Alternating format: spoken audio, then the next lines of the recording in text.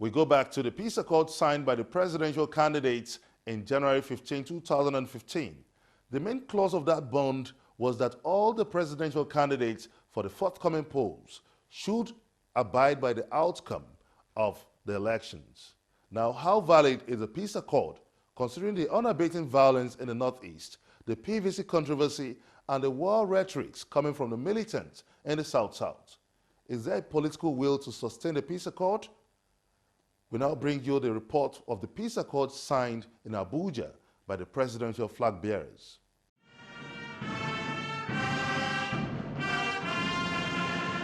It was an event that brought together all the presidential candidates, including the two major gladiators in the February presidential elections, President Goodluck Jonathan and General Muhammadu Buhari. They had to put off the campaigns to sign this accord to abide by the rules and shun violence in all its ramifications. Dr. Kofi Annan is still in the country.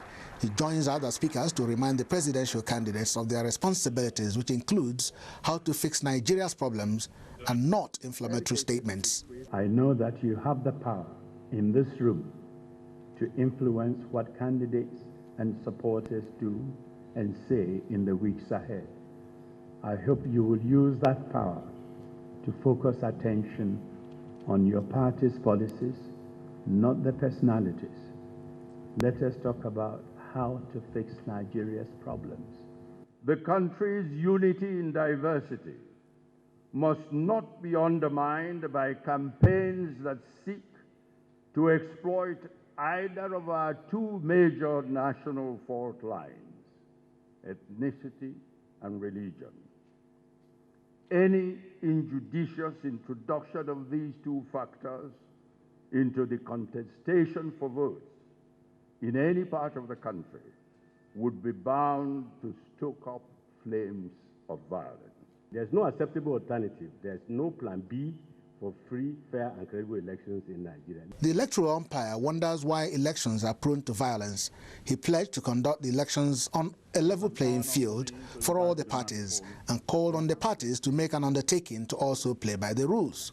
The attitude and disposition of parties and candidates will determine to a large extent whether we have peaceful or non-violent elections.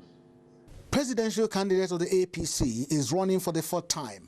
His experience is harrowing as he calls on the judiciary, the INEC and political agents to be wary of their conducts. On paper, you can't catch Nigeria.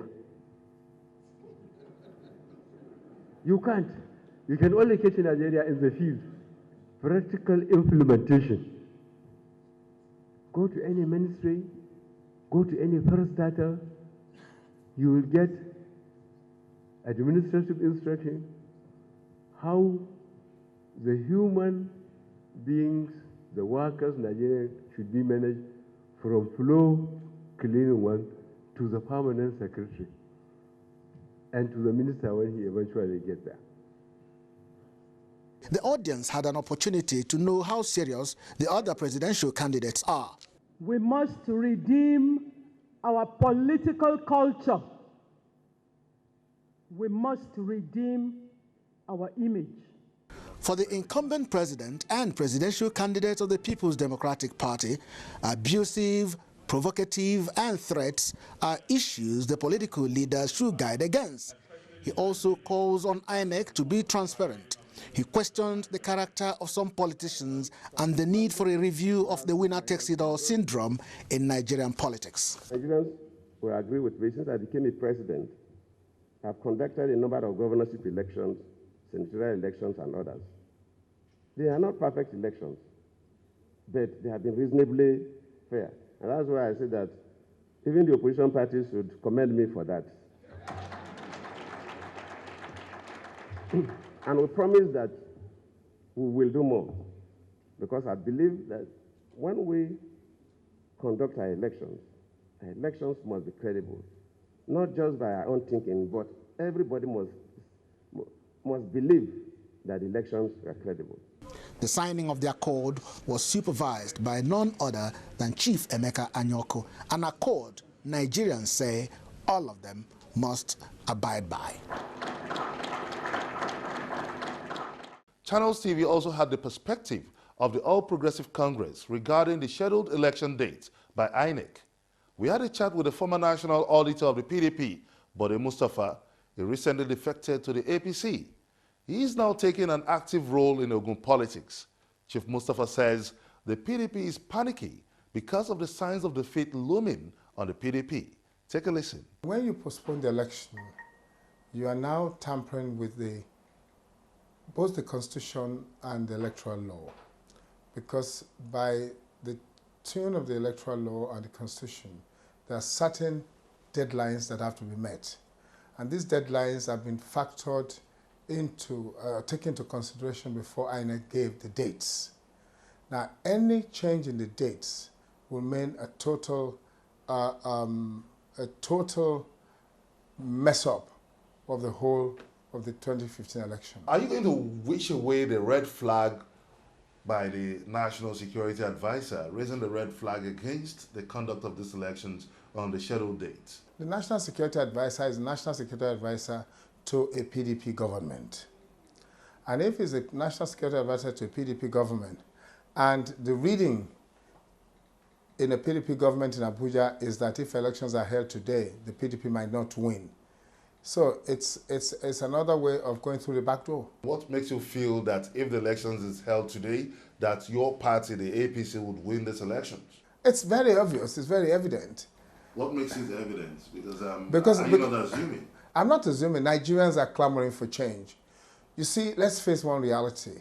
Nigeria is at the precipice. Nigerians are tired. Nigerians want a change. We have facts that about 27 million registered voters would risk being disenfranchised if this elections is held today. Now, first of all, 4 million of those PVCs are double registration and they'll be taken out of the system. Now, if there are 60-something million voters and you take 4 million out of it, 4 million as a function of 60 million is 7.5%. As of today, 62.5% of the ballot of the PVCs have been distributed. Now, if you juxtapose that with the 7.5%, that means 70%. Now, elections were held in Ekiti State with 65% of PVCs delivered. Elections were held in Osun, same number. So, what makes the difference? And they have not stopped. Distributing PVCs is a continuous exercise up to Sunday. And Professor Jagas even said that if he has to distribute PVCs until a night before the election, he will distribute. Are you not merely begging the questions on these elections? Because we have facts that if the INEC is not getting it right on the PVC distribution, what gives you the assurance that it's going to get it right on elections materials, which is even more crucial? INEC distributed 62 to 65% of PVCs in Ekiti and got the elections right. INEC distributed 65% of PVCs in Osun and got it right. INEC has said that it's ready, all the PVCs are ready, and is ready to distribute PVCs up to the last minute, which means INEC believes, and INEC is the only body that can say we are not ready or we are not capable. I mean, for crying out loud, there is no election that is 100% correct. Have you factored in the situations in the Northeast? But when you talk about situation in the Northeast, the presidential candidate of PDP and presidential candidate of APC both campaigned in Adamawa State. They both campaigned in Yobe State. They both campaigned in Bauchi State. They both campaigned in Gombe State. So run another one by me. Let's quickly review the peace accord. Don't you think this is a faulty peace plan, considering the fact that the terms of reference are not stated clearly? That's the way it should be. People have to understand that when the electorate say this is the party that we want to rule us for the next 4 years, or this is the person that we want at the helm of affairs for the next 4 years, we should respect their decision. This is a democracy. Let's come to the youth angle. The youth stance has been one of the most vulnerable and one of the most exposed when it comes to the issue of being used as pawns and political violence. What should be a way of inducting the youth massively against violence? What should be the best approach? The first thing is to ensure that we have a free and fair election. Look, I'll take you back to 2011. We had a free and fair election in Ogun State. People knew that in Ogun State, the electorate wanted change. When I was in PDP, when we lost the election, our governorship candidate then, Brigadier General Tunji Oluni, was the first to call Senator Bikule Amosu on the phone to congratulate him. That is being a gentleman. That is civility at its best. Now, once the elections are free and fair, and the person that the electorate, the majority of the electorate, want to rule them has been elected, I don't expect any violence. Because there was no violence when PDP lost election in Ogun State. And you see, it was very interesting. At the presidential election, people voted for President Goodluck Jonathan of PDP. But for National Assembly, they voted for ACN. And that's why ACN had all the 9 House of Rep members and all the 3 senators. Same elections, same day, which means people are civilized enough to know exactly what they want. Before we wind down this conversation, what should be your advice for Nigerians, especially the Nigerian youth? I would advise Nigerian youth to ensure that they're not used as any tool of violence. Reason is very simple. The people who want to hire them to use them for violence, why can't they bring their own children out to be used for violence? Why can't they let their own children go and take risks for their lives? Why can't they allow their own children to be maimed and killed and be injured? But rather, the youth of Nigeria should go out peacefully and cast their vote and take their destiny in their hands, because they are the greater tomorrow.